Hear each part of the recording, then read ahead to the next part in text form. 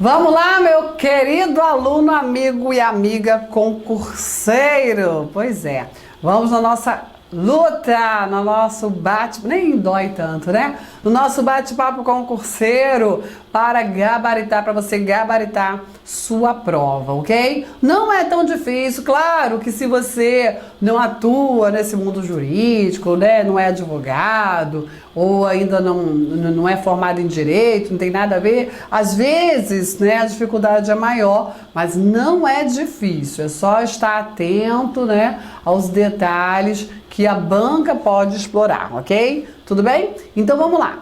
Observadas as citações, observadas as formas e as cautelas, né, do artigo anterior, as citações, inclusive da Fazenda Pública, excetuadas as dos direitos processuais criminais e infracional, poderão ser feitas por meio eletrônico, desde que a íntegra dos autos seja acessível ao citando, ok? Então, olha só. Pode fazer uma citação num processo civil, num processo de família, né, por via eletrônica? Ué, Claudete, a gente já falou? Não, nós estávamos falando das intimações. Qual a diferença entre citação e intimação?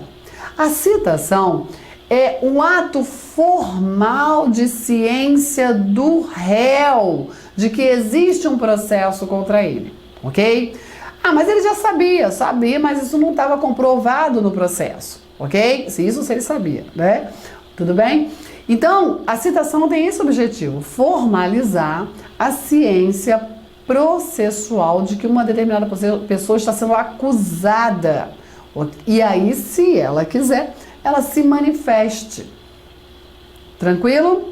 Ok? Então, a citação, ela se reveste de uma formalidade muito maior que uma mera intimação. A intimação, tanto que a citação não acontece uma vez só no processo. Os demais atos são de intimação, de notificação, ok? Tem uma diferença entre intimação e notificação que não vale a pena, não é? Então assim, notificação, intimação é para cumprir atos, para dar continuidade ali ao processo. Mas citação não. Citação é uma vez só, para dar ciência ao acusado de que existe um processo contra ele e qual o teor da acusação, se ele quiser que se manifeste, né? Ok? Tudo bem? Então a citação, na citação a cautela é muito maior. Eu falo muito isso, eu sou servidora e instrutora, eu também dou aula para os meus colegas, inclusive os oficiais de justiça, né? Eu dou aula sobre práticas do oficial de justiça. E aí, uma das coisas que eu mais repito, que eu mais reforço, eu falo com colegas, olha só, estou preocupado com a prisão, com o despejo, com a penhora, claro que tem que ter cautela, né? Mas a citação, a gente acha que a citação, como é muito fácil de fazer, né? A gente não dá tanta importância, mas a citação ela se reveste de formalidades que o legislador exige sob pena de nulidade do ato. Então é muito cuidado com a citação. Por isso que veio, né, toda essa cautela. E o grande cuidado que você, concurseiro, tem que observar é esta exceção, excetuado o processo criminal e infracional. Não se pode realizar citação eletrônica no processo criminal e no processo infracional. Qual a diferença aqui? Lei Penal e ECA, Estatuto da Criança e Adolescente. O adolescente infrator, né? Então, no processo infracional, não é todo o processo do ECA, hein? Porque o ECA, o Estatuto da Criança e Adolescente, é uma norma de conteúdos diversificado. Tem direito material, tem direito processual, tem ilícito cível, tem ilícito penal, tem ilícito administrativo e tem ainda o que não é ilícito.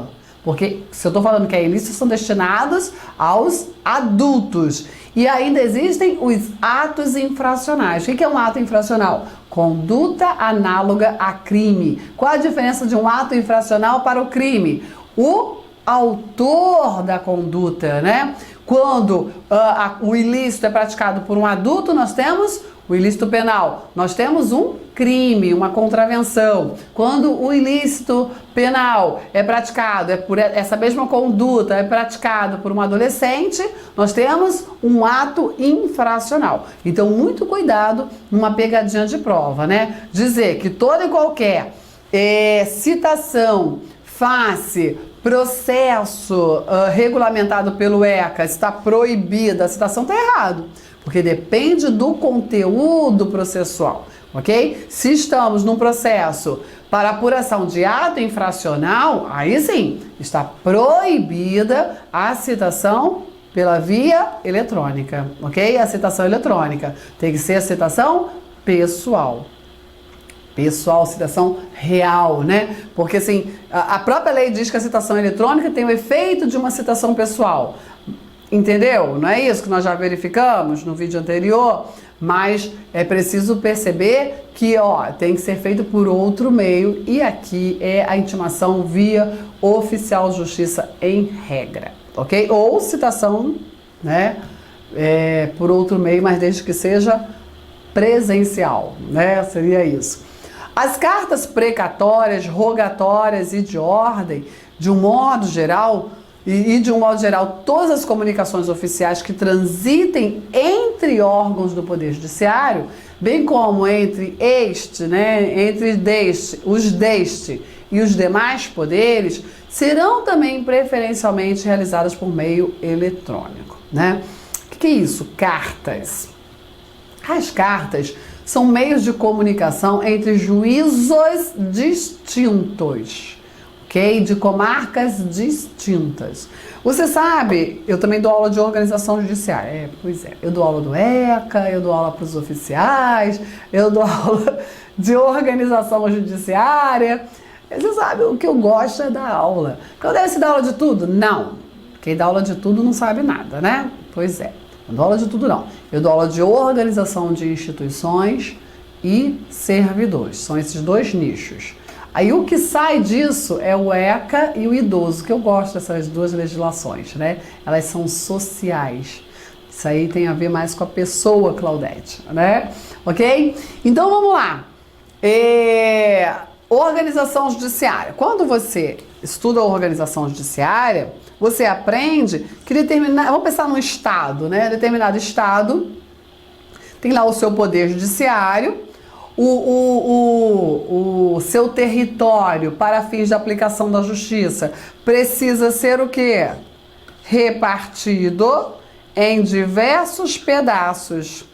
Esses pedaços aqui, ficou péssimo isso aqui, mais fácil fazer assim, esses pedaços aqui, nós chamamos de comarcas. Em regra é assim, tá? Tô falando de um modo geral, por favor. Comarcas. As comarcas são divisões judiciárias que objetivam delimitar a competência territorial do juiz da comarca, ok? Certo? Dentro de uma comarca, vamos pensar no estado, né? Nós temos aí, porque é o grande volume, né? Ela é residual. Nós temos aí o juiz de família, o juiz criminal, o juiz cível, tudo bem? Juiz da infância e juventude, do idoso. E aí nós temos a competência material. Tudo certo? Acontece que um juiz da comarca A, ele pode precisar intimar uma testemunha lá na comarca D, ok? E ele não pode enviar o seu oficial de justiça lá longe, né, no outro lado da comarca. E aí ele faz o quê? Ele envia uma carta precatória, meio de comunicação de juízos de mesma instância. Um juiz de primeira instância solicita a intimação de uma testemunha para outro juiz de primeira instância, ok? Só que numa outro território, numa outra comarca. E como é que ele faz esse pedido? Porque o juiz daqui realiza essa intimação através da carta precatória. E aí nós temos o juízo deprecante, o juízo deprecado, através do envio da deprecata. São terminologias que você tem que aprender, se você não sabe, tá bom? Então, nós temos esse meio de comunicação, certo? Antigamente ia pelo correio, demorava, não. Agora, ou pelo serviço de malote, enfim. Agora, o que a lei do processo eletrônico diz?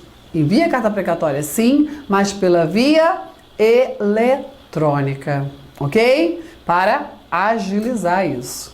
Isso também vale para as cartas rogatórias, né? Quando são entre países distintos, aqui precatórias entre comarcas distintas. Rogatórias entre países distintos e carta de ordem quando vem uma ordem da instância superior para o juízo de instância inferior. Um tribunal, um desembargador, vai enviar, né, para que uma diligência seja cumprida lá na primeira instância. E aí, através de carta de ordem. Tá bom? Isso tudo deve o quê? Observar? Preferentemente por meio eletrônico, de preferência. Se não tiver comunicação ali, né? Aí vai pelo correio mesmo, pelo meio antigo. Bom, seguindo. O processo eletrônico. Os órgãos do Poder Judiciário poderão desenvolver sistemas eletrônicos de processamento de ações judiciais por meio de autos total ou parcialmente digitais. O processo eletrônico ele não precisa ser inteiramente eletrônico, nem todos os atos inteiramente eletrônicos, não. Então, o processo eletrônico ele pode ser total ou parcialmente digital, ok? Utilizando preferencialmente a rede mundial de computadores, a internet, e acesso por meio de redes internas e externas, né? A intranet e a extranet. É isso. Todos os atos processuais do processo eletrônico serão assinados eletronicamente. Claro, assim, Claudete, esses conceitos, né? Internet, intranet, extranet, pode ser que você precise de um aprofundamento lá na aula de informática, ok? Não dá, nem é a minha praia ficar aqui aprofundando esses conceitos de informática, certo? Sentiu dificuldade? Vai lá, professor de informática, ele vai te dar o suporte necessário, porque senão a gente perde o foco, tá certo? Então, eu também não sou professora de informática. Eu sei do que se trata, mas eu não tenho esse conteúdo para te dar toda a orientação pedagógica para definir, distinguir, né? Internet, intranet e extranet. Eu sei o que é. Entendeu? Tudo bem? Bom, e aí todos os meios, todos os atos processuais do processo eletrônico serão assinados eletronicamente, não precisava nem falar disso. A gente já falou dessa assinatura digital, dessa assinatura eletrônica, e o novo CPC no artigo 196 traz uma regulamentação muito importante. Olha lá, o CNJ, Conselho Nacional de Justiça, ele vai ser competente e supletivamente os tribunais, né? Competência não só do CNJ, mas também competência dos tribunais, regulamentar a prática e a comunicação oficial de atos processuais por meio eletrônico, assim como devem velar pela compatibilidade dos sistemas, disciplinando a incorporação progressiva de novos avanços tecnológicos e editando para esse fim os atos que forem necessários, respeitadas as normas fundamentais do CPC. Claro que você sabe disso, né? Todo sistema precisa de constante atualização. É um mundo dinâmico, esse mundo, né, de redes, de sistemas informatizados, porque no instante o que era mega moderno ontem já se torna ultrapassado hoje. Então é claro que é preciso o quê?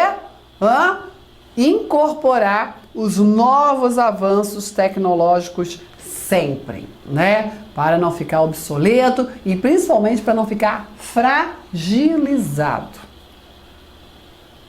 Oh, e como a gente escuta aí na mídia, né? Invasão de sistema. Imagina um sistema do Poder Judiciário fragilizado, uma pessoa, um réu poderoso, né? Com processo para perda de milhões aí de indenização, e aí vai lá e apaga tudo. Tu já pensou nisso? Então, assim, a responsabilidade é tamanha, né? É muito grande. Vamos lá. No processo eletrônico, todas as citações, intimações e notificações, inclusive da Fazenda Pública, serão feitas por meio eletrônico. Olha lá.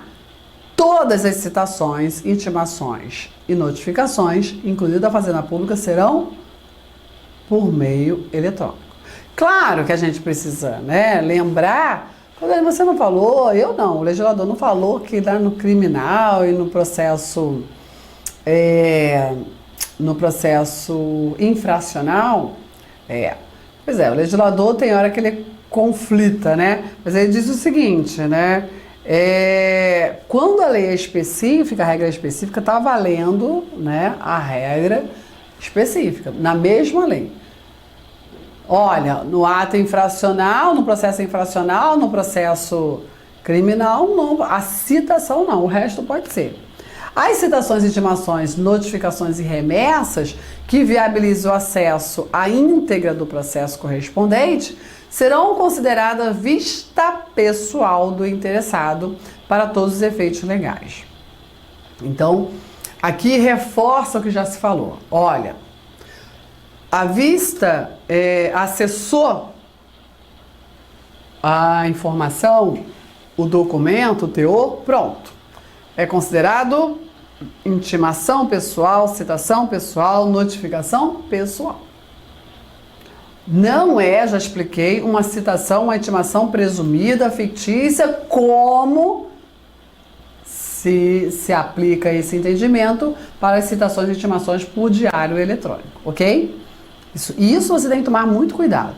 Quando por motivo técnico for inviável o uso do meio eletrônico para a realização de citação, intimação ou notificação, esses atos processuais poderão ser praticados segundo as regras ordinárias, digitalizando-se o documento físico que deverá ser posteriormente destruído.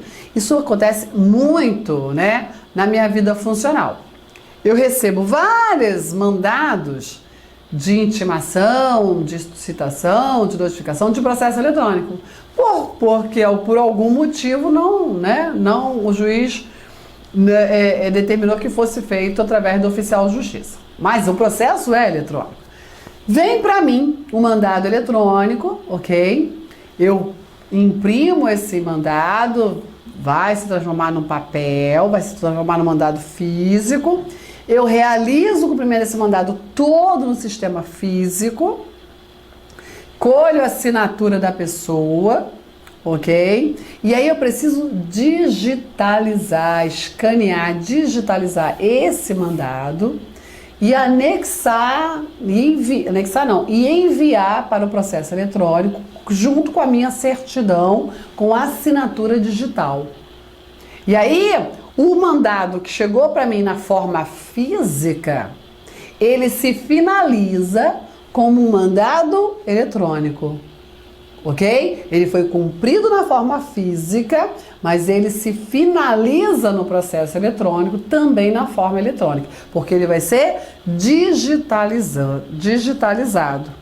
Lógico, esse mandado ele é guardado por um tempo, cada estado regulamenta de um jeito, aqui no Rio de Janeiro são 30 dias, e depois ele é destruído, rasgado e incinerado. Desse jeito, ok? Não tem porquê, né? Ser diferente. O novo CPC, no 246, traz aqui no inciso 5 que a citação ela vai ser feita por meio eletrônico, conforme regulado em lei, né? A lei do processo eletrônico. Olha o parágrafo 1º. Com exceção das microempresas e das empresas de pequeno porte, as empresas públicas e privadas são obrigadas a manter cadastro no sistema de processo em autos eletrônico. para efeitos de recebimento de citações e intimações.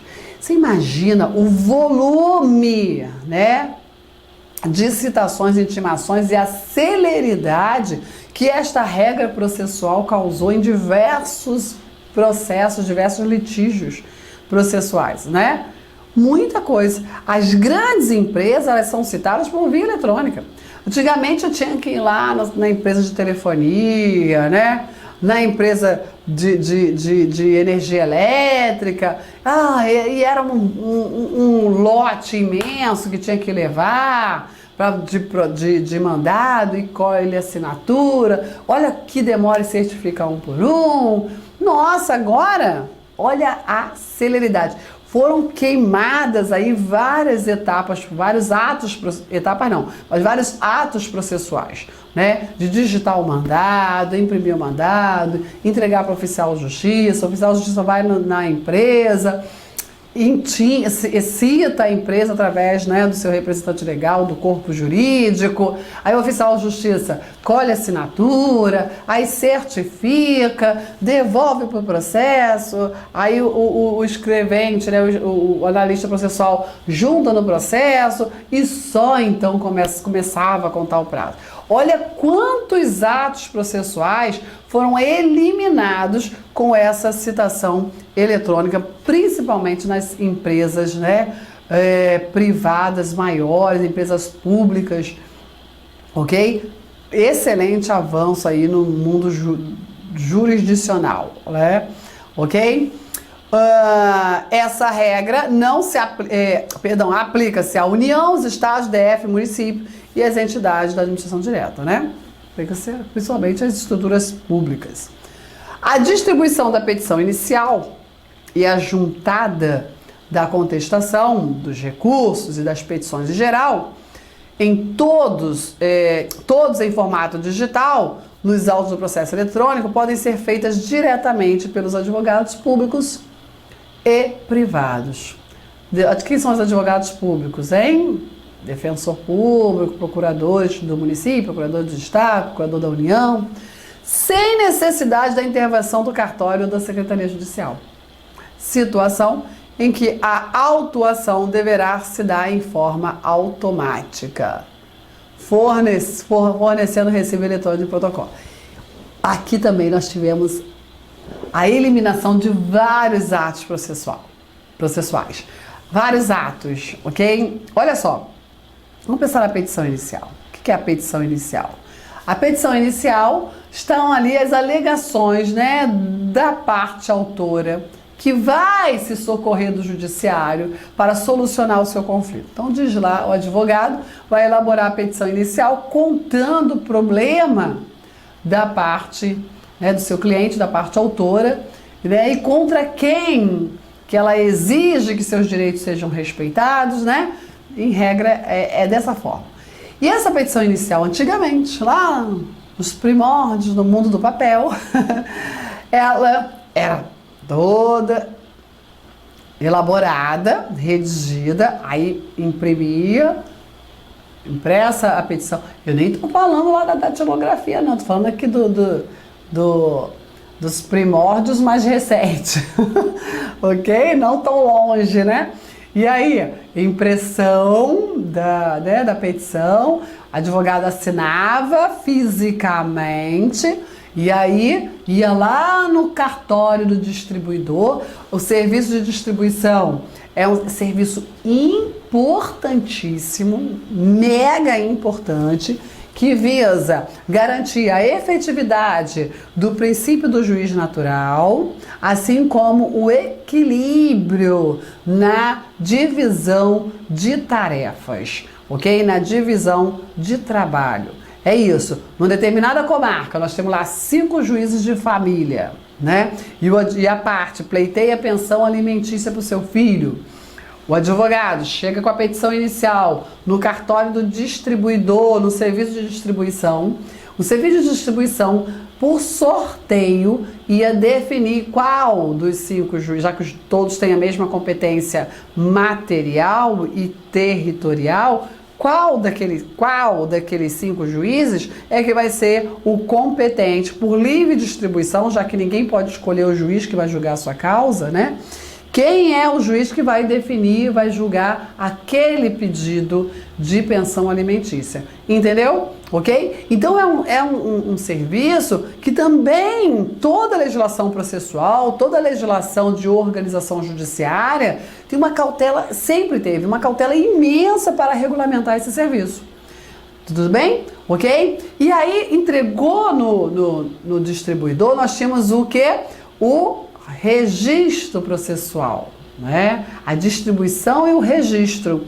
Esse registro processual é o número do processo, o número que o processo toma, né?